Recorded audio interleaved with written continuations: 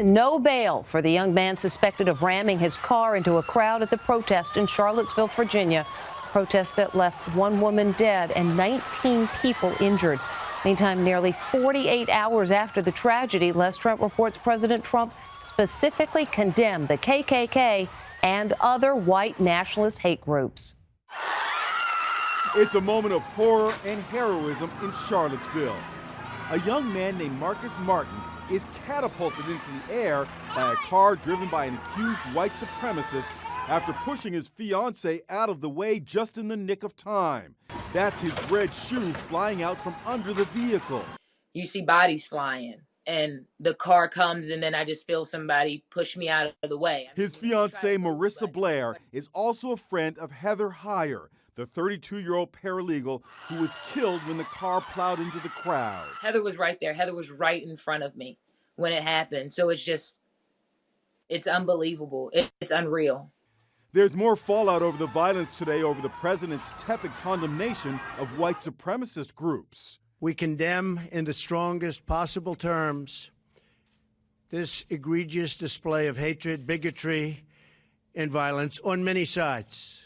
On many sides. One of the president's top business advisors, Kenneth Frazier, CEO of the drug company Merck, resigned. America's leaders must honor our fundamental values by clearly rejecting expressions of hatred, bigotry, and group supremacy. President Trump hit back on Twitter. Now that Ken Frazier has resigned, he will have more time to lower rip-off drug prices.